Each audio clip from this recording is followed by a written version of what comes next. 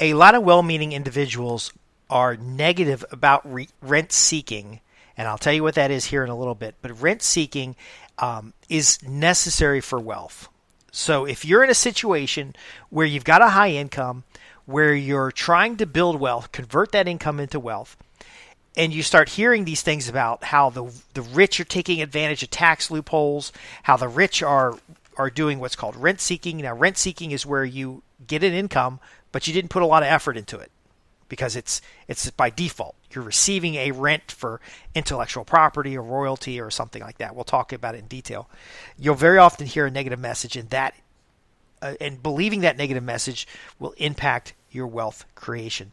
I'm Justin Hitt with Sustainable Wealth Secrets. Please stay with me and listen closely to what we're covering here, because I looked at the analytics, and a lot of people are dropping out in the first minute or so. Now, that one thing happens here is because they are high income individuals and they don't believe they can become wealthy. They don't believe they can increase their net worth. And now, what do I mean by high income individual? Well, that means you have 5 to 10 times your average income for your area. So you don't have to have $200,000 a year in income. It'll certainly help, but not if you're in New York. $200,000 a year is not enough to pay the bills in New York, especially if you got a family. But if you're in, Iowa and you're making $50,000 a year, you can convert that into net worth. Net worth is the accumulation of assets to support your future self and family. Okay? You're not hoarding anything. You're not taking away from anybody. You're basically serving your future self by having some money set aside, having some assets set aside, having a means to grow. Now, rent seeking is where wealthy individuals tend to set up arrangements where money flows to them. Well, that's how rich people become rich, is they set up arrangements where money flows to them. They don't have to put out a lot of effort, or there's decreasing effort over time. And the wealth accumulates with age when active income is less appealing. See, when you start to understand that, all elderly folks on retirement and pensions are rent seeking. They're looking for ways to generate additional income for the effort that they've already put in.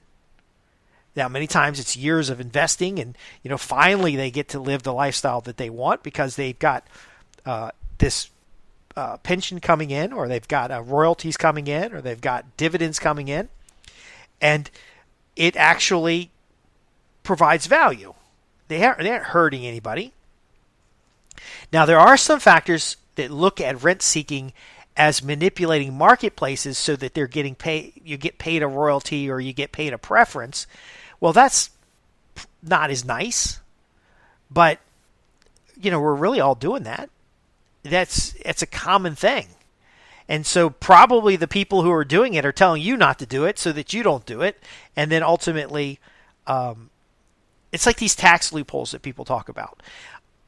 There are tax codes that were established by Congress that the lobbyists induced to Congress, and then the wealthy individuals paid the lobbies. These tax codes can be used by anybody. They're not like secret. It's a tax code. You could download the tax code from the IRS website, and you could work with an attorney, or you could work with an accountant, and you could do the same thing that they're doing. And in the case of where you can form a corporation, and then the corporation can lend you money for your living expenses that you never pay back, or you pay back on such favorable terms, that's legal. You can do that. You won't pay any taxes on that so-called income. But it also might have meant that you dedicated all the income you had for years to build a business, and so it's not really a reward. It's just kind of a delayed gratification. Another thing about rent seeking is that rent delivers a multiple of value, and it enables others to have opportunities. So, for example, in the straight rent, if you own, some friends of mine own apartment complexes. And so by investing into those apartment complexes, by maintaining them and repairing them, it created safe living environments for individuals. But now people were protesting their exorbitant rent prices. Well, their rent prices were market bear. They had 100% occupancy. The rent prices were confirmed as legitimate by the marketplace. That doesn't mean people are going to like the rent. because for some people, any rent over $1 is too much. But ultimately, they built up over time an environment and well-maintained buildings that paid them rent every month and multiplied in value as they applied the system for that apartment to the next apartment building they bought, and then to the next apartment building. And then eventually they had more checks coming in than they had checks going out because they had a system in place for getting the results. It enabled people to have safe housing in good school districts at a rent rate that if someone moved out, there was somebody else moving in a couple weeks. So it couldn't have been a horrible rent.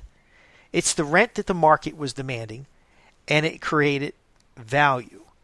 Now, I believe rent seeking is necessary for your own stability because there are times where you cannot get an active income. If you've been hurt, if you're disabled, if you've had a situation where maybe the government locked down everything and you can't get to work, you can't go to work, there's a health or pandemic. The rent seeking is that residual income coming from past investments, past decisions, past situations, past arrangements. Now, what does that mean? Because I know a lot of you folks are saying, well, I don't have any past arrangements to pay me rent today. You know, I can't own a piece of property and then lease it out on a 99-year lease to a 7-Eleven who's going to pay me 5 figures every month because it's a good location.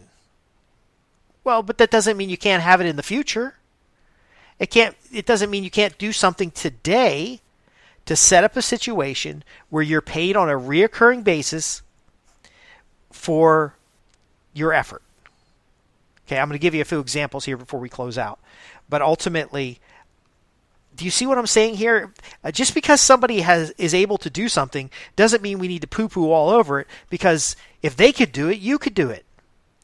If someone has a high income, making 6 figures, working remote, they live in a rural area, and they're able to save $12,000 to $20,000 a year of their income while maintaining health insurance, while maintaining fully funded retirement account, while maintaining all these other things, that is surplus free net cash flow. And the only thing that made it possible is because they had a high income and they worked remote in a low expense area. We shouldn't punish that person. A lot of times when you're going for job interviews, people are going to ask where you live. So it's a remote position. They're going to say, where do you live? All that should matter is the time zone. But the reason they're asking is because they need an excuse to lower your pay. So they're going to say, oh, you don't work in Charlotte, North Carolina. You work in a rural area, so we're going to discount your pay. Well, it's the same work for different pay. How come nobody's getting upset about that? See, if you're doing the same work, you should get the same pay. Your geographic location, your gender, any of that other stuff should not matter. Now, there are factors that, since you have a lower cost of living, that you're willing to accept a lower pay. Because you have a certain gender, you might be not in the workforce as often, and over your lifetime, you may have fewer hours or fewer years of experience, and vice versa. It happens whether you're male or whether you're female. There are arguable reasons why things may be different, but ultimately, if you're doing the same work, you should get the same reward. So why not, if you're converting your income into net worth by setting up situations where you receive residual income because of things you did today, your future self gains residual income that's passive, that maybe has a better tax rate, like capital gain. You're not paying a lot of capital gains because it's from the sale of investments if you've held over a certain period of time. Maybe it's a royalty from intellectual property you've produced. So you're a subject matter expert in your business area, and you've been writing articles, and you've been doing interviews, and now you put all that stuff together and you have a book, and the book is popular with a specific audience, and that book is evergreen, meaning it's not tied to specific things that are happening now. It's like Edward Deming's book. It's applicable today as it was when he wrote it in the 1950s. Why wouldn't you get the reward for that? You put in the effort, you put in the experience, you put in the knowledge, and you did something. Now, when it comes out to patents and royalties from intellectual property on that side, if you've done research and you've invested and you've gotten a patent right, why wouldn't you get licensing fees? See, you can't say that people doing the same work should get the same pay if you're not willing to accept people putting in the work necessary to generate a residual income. And so how can it be okay for some people to do that and get the money? Like, for example, government agencies, the National Institute of Standards and Technologies, the FDA, they cooperate with corporations and get paid royalties on pharmaceutical patents. And so they're actually in bed with the pharmaceutical company to get residual income from the business itself. Now, we know that businesses don't pay taxes. They don't have any income of their own. They get the income from the delivering a service to consumers, and then those consumers give the money to the business, and then the business turns around and gives some of that money to the government because the government created a favorable environment for the pharmaceutical company to work, for the big agricultural company to work, for the banking industry to work. See, if they can do it, why can't you?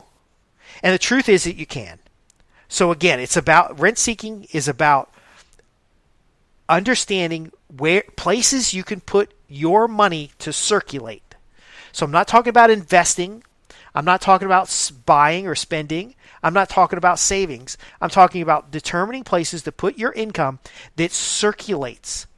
Now, it could go in there now and come out later when you're in retirement. It could go in there now and develop education and knowledge that you then package and turn around and make available to the future in a particular industry. It could be starting a business and building up a team that eventually runs the business for you. It might be investing in property or investing in intellectual property. It could be supporting a startup. It could be a certain type of investment in the marketplace that has a low risk but a residual return, such as mining rights and precious metals, different things like that. Now, what you do is dependent on you, but you have to get that psychological barrier out of your mind and understand that rent seeking is valuable. The argument against rent seeking is that that person is not contributing anything in the present to get the money. But all the work they did was in the past. And that's okay, because today as present is your future's past. And so what you do today to set up arrangements where you can accumulate wealth with age, so that when you're less able to do active income, you have passive income. The rents can deliver multiplying value because the system that you use to generate rents in one place, just like in the apartment complex example, can be used in another place. And this guy had 3 apartment complexes, I think 20, 30 units by each complex, but a central team managing all the complexes. So he estimated before his son took over the business, and it very favorably took over the business. So he essentially, see all this talk about rent-seeking individuals taking advantage of others. He eventually retires in the business. What does that mean? That means that when he retired, he still got a paycheck from the business because he was now on the board and his son took over the business. So he essentially created a job for his son and created residual income for him. See, people who complain about these things, they don't understand these things. And so that's why I commend you for being a part of this podcast, for being a part of what we talk about here, for asking questions and understanding that transformation of income into wealth. It starts today. It doesn't matter the opportunities you missed in the past. You don't have to be frustrated about that. But it starts today finding ways to circulate your money. Now, sometimes you'll be able to circulate that money and it'll turn over very quickly, like, putting it in the bank and you're going to get a little bit of interest at the end of the month. But that interest is so tiny. It's so offset by inflation. It's so weak. But there are other opportunities out there. Now, if you want to talk about specific opportunities for you, or you want to evaluate an opportunity, I can teach you the skills to evaluate an opportunity. You can hire me and I can help you evaluate an opportunity. I do have strength in the business development side, and I can help you see residual income opportunities in your business. Another rent-seeking opportunity is the service contract. So if you have a service that you deliver to customers, you can have them pay in advance for that typical service, and then that money you receive in advance can go into the growth of the business so that you can snowball the income. And then the typical client is not going to use 100% of the services 100% of the time. So you still got the same workload on your side. Everybody's getting what they want. They have the confidence that they can get your attention when a problem happens because they're paying some kind of service contract. But ultimately, again, that's another form of rent seeking. You're helping them while you're helping yourself. And finally, understand that this is necessary for stability. If you get hurt, having insurance is a form of rent seeking. You didn't do anything but getting hurt, but you're getting paid because you've covered that future potential risk. Investing in your family and your children is rent seeking. You've built up your kids, now you're elderly, and your kids have enough respect and enough discipline to help you out. Folks, most of the negative opinions about the things people do to generate wealth are based on ignorance. And if you understand this, you can disconnect yourself from how people think and what their opinions are and focus on practical insights that build sustainable wealth. I'm Justin Hitt with Sustainable Wealth Secrets, and I hope that I can help you with the mindset and the approach that's necessary to transform your income into wealth. The more income you can make, the better. The more cash flowing assets you produce, the better. The more free net cash flow, the better. But again, if the psychological and emotional elements get in the way, you're going to hold yourself back. And a lot of these complaints are from people who don't have money, who want things for nothing, and ultimately do not contribute to society in the sense of lifting up other people. And so I'm going to leave you with this last point, is that the ultimate rent seeking is building up opportunity for others and collecting a residual from it. And so I want to encourage you. I want to make sure you have the support that you need. You can always ask questions at www.sustainablewealthsecrets.com. Go to the contact page. And I know a lot of you folks are really upset at the coaching fees that we charge. But again, it's not for everybody. It's not for everybody. You got to be serious about building your wealth. You got to understand that I'm investing in you so that you can gain residuals over time. So paying a coaching fee and sitting down and asking the hard questions about your business or your personal finances or going through all those details, getting you connected with the right professionals and stuff like that is a service that you will benefit from if you're willing to set aside the misbeliefs and the negative social pressures put on the wealthy and understand that wealth comes in many different forms. And you don't have to. You don't have to have $1 billion in the bank to be wealthy. You just have to make sure you have free net cash flow, that you're circulating income rather than doing other things with it, because you want anything you spend to come back. Intentional thrift is another element that we teach here, and then ultimately the rent-seeking opportunity, where you can position yourself in a marketplace to receive royalties, commissions, income through past performance. Thanks for listening to today's podcast. I'll see you in the next episode. I'm Justin Hitt with Sustainable Wealth Secrets.